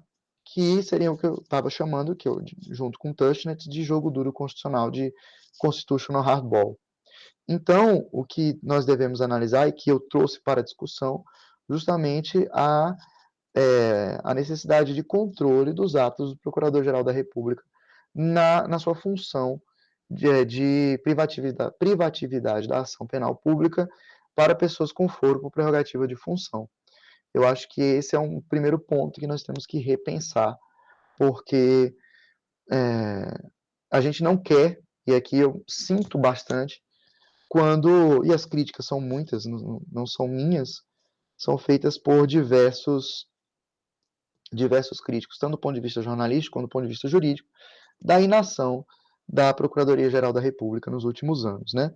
E isso realmente potencializou os problemas que nós vivenciamos. E sobre a necessidade de revisão da nossa estrutura jurídica decorrente desse período terrível que passamos, eu não estou sozinho. O próprio Alexandre de Moraes, no dia 30 de outubro, após proclamar o resultado das eleições, indagado sobre a questão do combate às fake news, que é um outro problema muito grave que nós temos, que aí não é só jurídico, acho que até mais sociológico que jurídico, ele falou que nós precisamos, vou até ler o que ele falou. Ele falou, não tenho nenhuma dúvida que há necessidade de alteração da legislação, quando fala sobre o combate à desinformação. Então, a realidade, ela nos testa. E nós somos testados. Passamos com média 5.0, mas passamos nesse teste. E acho que o que cabe a nós é ver o que erramos e ver o que podemos melhorar daqui para frente. Eu encerro essa minha primeira parte aqui sobre as falhas do Ministério Público durante esse período, porque apesar de eu gostar muito da minha instituição, eu acredito que quando a gente gosta, a gente tenta sempre melhorar. E o Ministério Público, assim como outras instituições do Estado, foi corresponsável por muitos dos problemas que nós vivenciamos.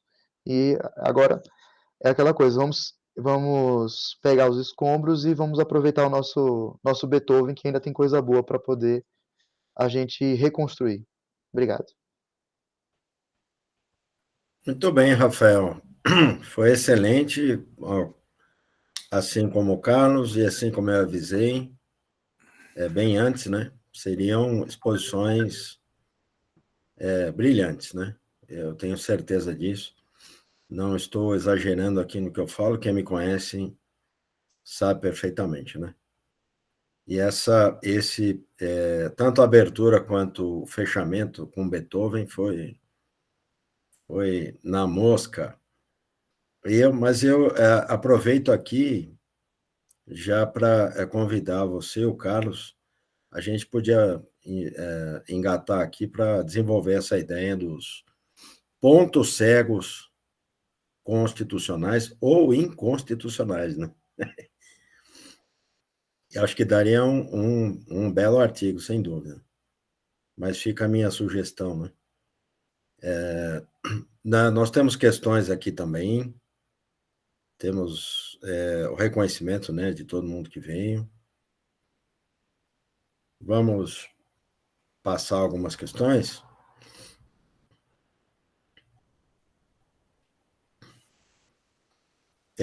Bom, vou começar do fim aqui, que está mais perto. Uma pergunta da Carmen Regina. Existem algumas questões corporativas que interferem nessas situações de ação ou de omissão de atos desses órgãos públicos? Eu já respondo que sim. É o chamado corporativismo. Para não dar outro nome, né? Mas só acrescento que isso não se restringe ao Ministério Público ou à magistratura, né? Isso se espalha pelo Estado inteiro.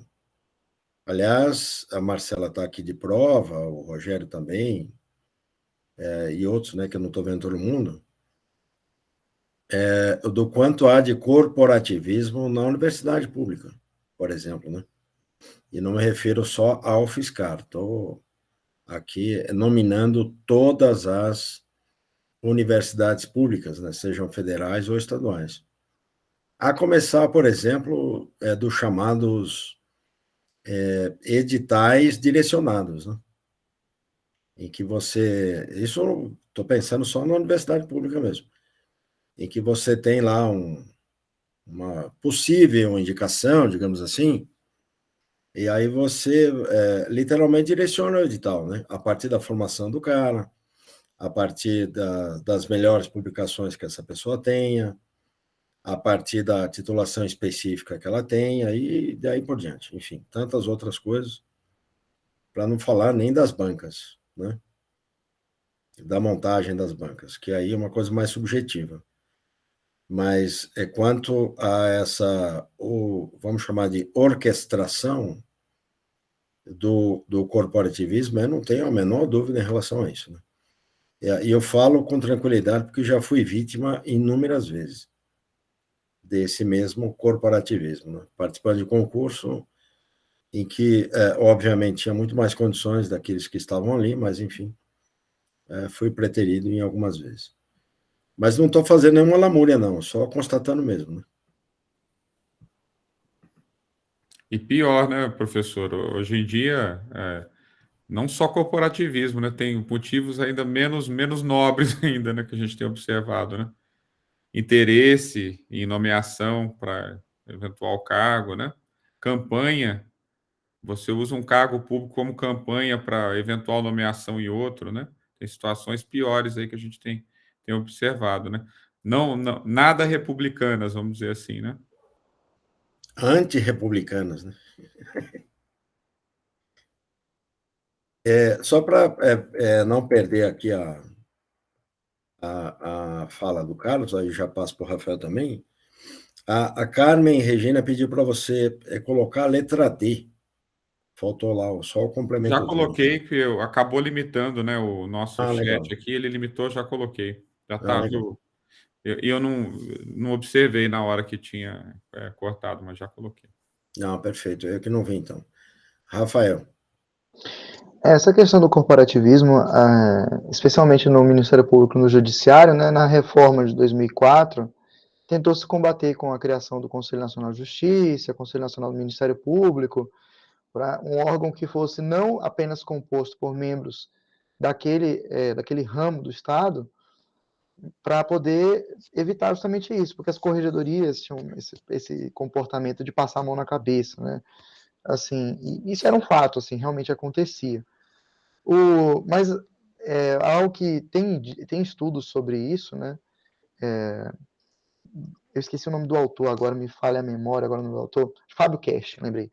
O Fábio Cash, ele estudou essa questão do CNMP, e realmente, ainda assim, mesmo com a criação do CNMP, o Conselho Nacional do Ministério Público, o número de punições é muito baixo.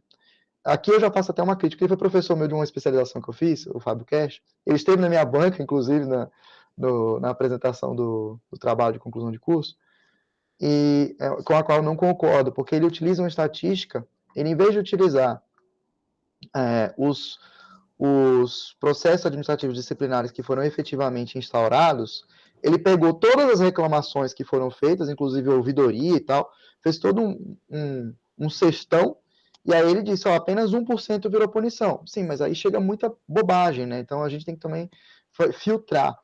Mas, assim, eu acho que seria interessante você depurar essa análise pegando justamente, porque primeiro tem uma investigação preliminar para depois virar um processo administrativo disciplinar, que é o que vai viabilizar essa punição. E se a gente pegasse justamente esse viés do processo administrativo disciplinar e fizer uma análise, ainda assim, realmente, é um número muito baixo de punições. E, assim, eu vejo, assim, eu já vi, e eu posso falar aqui da minha atuação, eu já vi colegas que não iam trabalhar segunda e sexta, e, o famoso TQQ.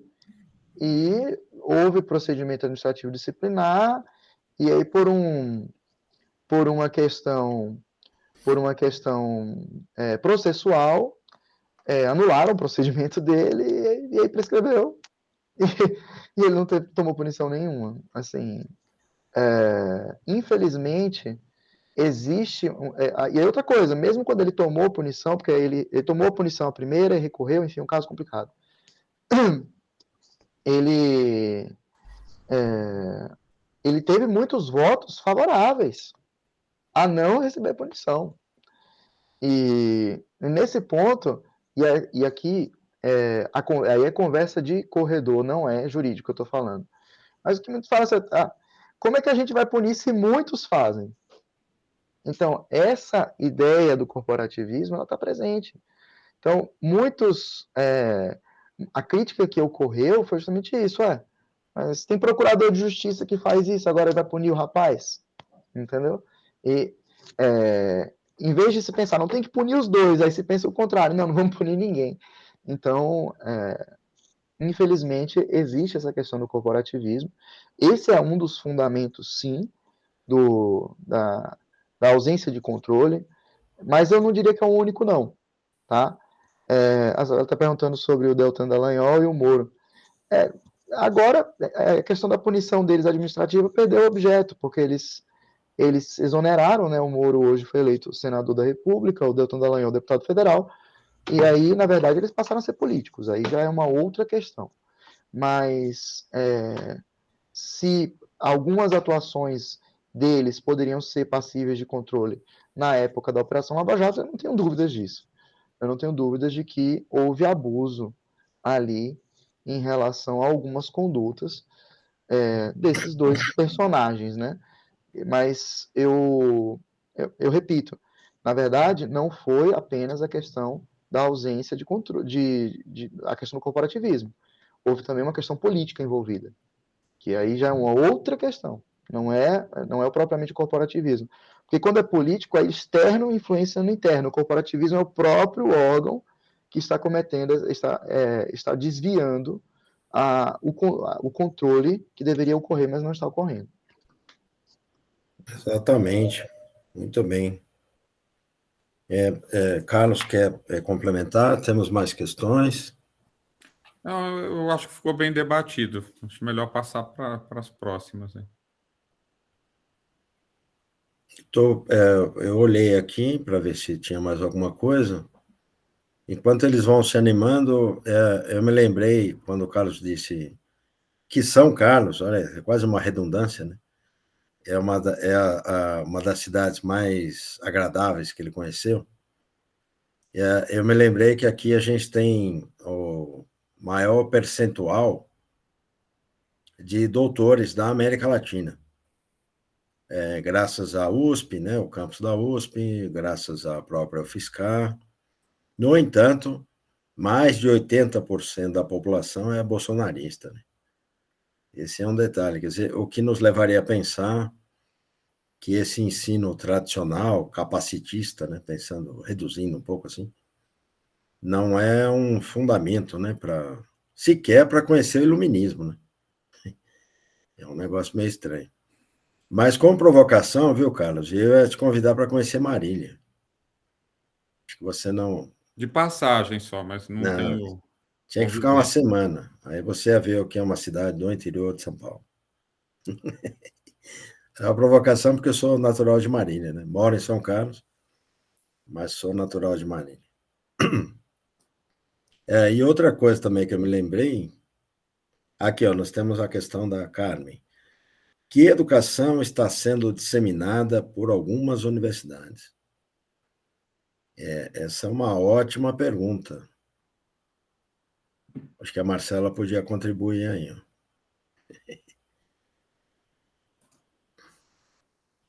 Bom, eu não entendi ao certo em qual sentido seria a pergunta.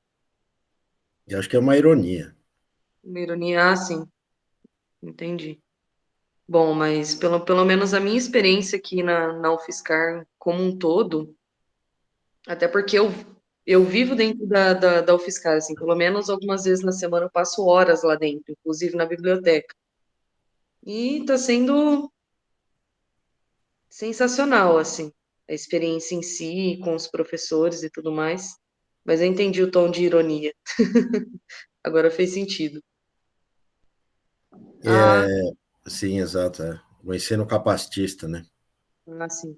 Não, mas isso acontece muito mais na área norte, né? Lá tem um grande número de bozo-afetivos, né? Boas afetivos é ótimo. E- Mas isso me lembrou exatamente esse ponto, né? Essa é uma divisão mais do que territorial. Eu diria que é uma divisão, aliás, é mais do que ideológica, é quase que uma divisão existencial, no sentido da existência das pessoas, né?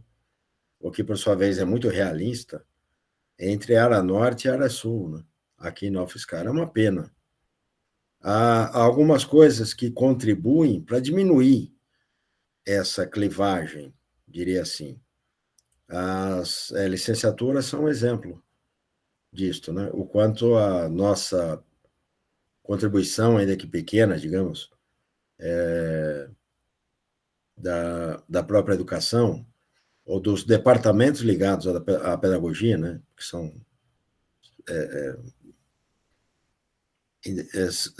vários, né, digamos. Então, nesse sentido, eu acho que a gente consegue passar um pouquinho para a área norte, o que essa experiência existencial, mas lembrando que é muito real, né, no sentido de uma outra visão de mundo, mais iluminista, mais inclusiva, mais democrática. O problema é que aqueles da área norte que optam pela licenciatura já têm uma visão menos tecnicista. Então, obviamente, a gente acaba conversando com aqueles que já são propensos. Mas o nosso alcance àqueles que têm uma visão tecnicista, nesse aspecto, é zero, porque eles não procuram a licenciatura, né?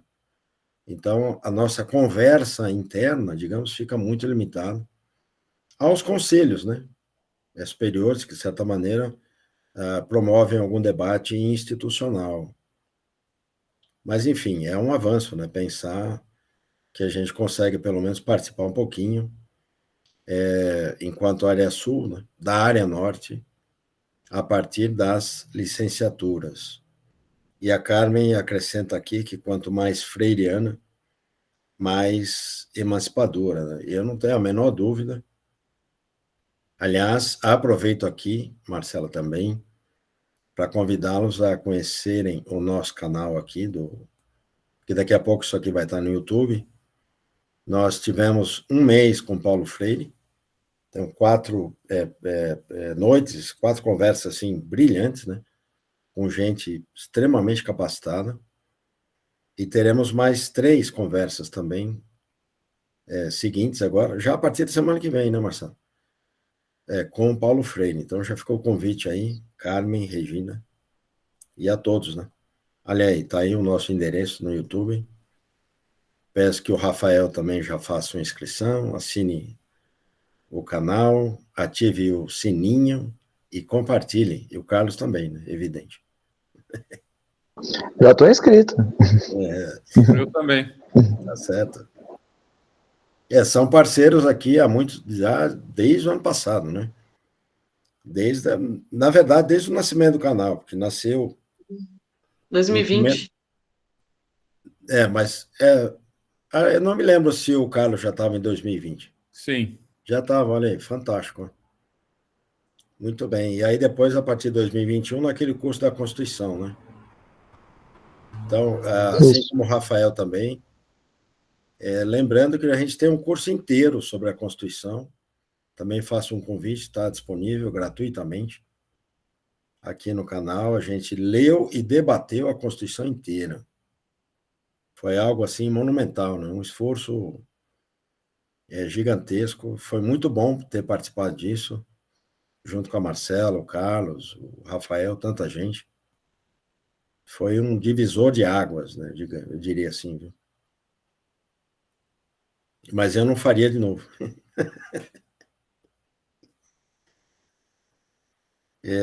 Bom, o que mais? Esqueci alguma coisa aqui? A Regina também diz que a geografia sofre profundamente dessa cisão entre bacharéis e licenciados. Eu diria que outras áreas também, como ciências sociais, em que há muita gente ainda presa àquela ideia de que quem faz ciências sociais, entre aspas, é para ser cientista do mundo e que não precisa participar da educação, né? Os caras colocam dentro de gavetas, dentro de gabinetes. Carlos tem que sair, tem uma consulta, foi muito bom. Muito obrigado. Voltará muitas vezes. Obrigado, viu, pessoal? Até mais. Prazer. Até mais. Boa viagem, vá dentro do limite de velocidade, hein? Sim, porque as pistas estão perigosas. Vou tomar todo o cuidado. Tchau, gente. Aliás, sorte de você. as pistas estão perigosas em 2 sentidos, né? Até mais. Até mais, obrigado. Muito bem. Está aberto aí para as questões, para as perguntas. O João Paulo também se manifestou, é um parceiro muito antigo do canal, né? Desde 2021. Concluiu recentemente pós-doutorado, está sempre com a gente também. Janeiro de 2021, exatamente. Rafael. Eu queria agradecer novamente a oportunidade e dizer que eu estou aqui para poder contribuir outros encontros sobre outros temas também e para poder falar não só sobre o Ministério Público e sobre a questão constitucional, mas sobre outros temas que vocês julgarem que minha participação possa contribuir. Obrigado. Ah, com certeza. Você está na lista dos inesquecíveis. Só uma curiosidade, eu já contei isso para a Marcela, mas é que, na prática, eu diria, efetivamente, o Rafael, Marcela, foi a única pessoa que eu convidei mesmo, assim, em ato espontâneo, né, para participar do projeto todo, enfim. Os outros foram chegando por aderência, eu diria desse modo, ou foram sendo indicados por outras pessoas, obviamente, conhecidas e confiáveis, né? Agora, o Rafael vai se lembrar, foi uma conversa, né, numa disciplina com a Flávia, que também é parceira aqui da gente, enfim, do canal, é uma juíza fantástica. Mas eu tive essa oportunidade, né, de conhecer um outro grupo, outras pessoas, enfim, e o Rafael estava nesse debate, digamos assim, e aí, dada a sua participação, eu falei, Rafael, semana que vem eu vou te convidar para participar de um evento. E aí, dito e feito, na semana seguinte ele estava convidado e aí não saiu mais, né? Enfim, é uma coisa interessante, como a gente percebe mesmo a sintonia, né? O que é inevitável também, né? Eu acho que aquele dia foi muito marcante, assim, foi uma aula bem diferente e eu fiquei lisonjeado com o convite, achei muito legal, assim, eu quero participar, eu estou entrando nessa vida acadêmica há pouco tempo, né, ao contrário de muitos aqui, eu ainda estou terminando meu mestrado, inclusive eu tenho que terminar minha dissertação, né, enfim. Mas, assim, eu fiquei bastante feliz com o convite e, assim, é um mundo que eu estou entrando e que eu não quero sair. A gente sempre diz que é uma mosca azul, né? Depois que ela te pega, meu, aí não há como se libertar, né? Mas, bom, certamente muitas outras oportunidades vão surgir. Aliás, já aproveito para dizer aqui que a partir a março de 2023, a gente terá um novo curso de extensão que é Educação e Direitos Fundamentais. Mais ou menos nesse sentido, eu esqueci o nome técnico aqui que a gente colocou no sistema lá, mas Rafael já está intimado, não é nem convidado, é intimado a aparecer e a compartilhar com a gente, né, a sua experiência, o trabalho, enfim. Aliás, mais de uma vez, viu, Rafael? Porque a gente vai ter Pode contar comigo. aproximadamente 20 semanas, então pode esperar que você vai aparecer. Pode contar comigo. Perfeito. Carmen, muito obrigado. Se você puder dar uma olhada nesse curso, foi muito legal, foi muito grande, assim, no sentido mesmo da emoção, né, de produzir, contribuir, participar com tanta gente brilhante. Eu me lembro que, à época, a gente contou mais ou menos 40 pessoas participando desse curso da Constituição. 40 pessoas, não é algo simples, né? E olha, foi muito legal mesmo.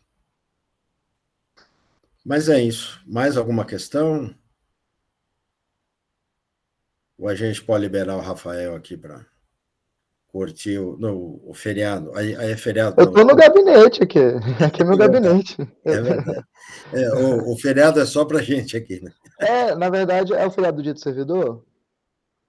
É o feriado do Dia do Servidor que vocês estão aqui? Trocou a data? Aí?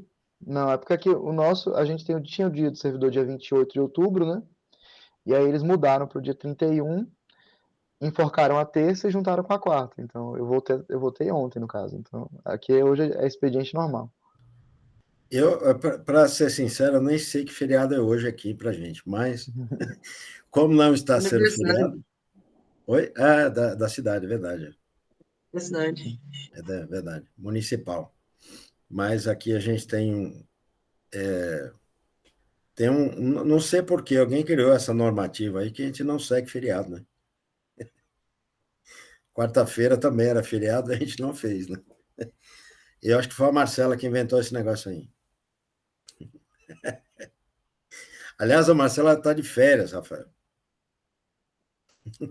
Tá trabalhando? Olha as férias que ela tem, né? Eu curti bastante, né? Foi um mês e pouquinho. Deu tempo. Bom, é isso.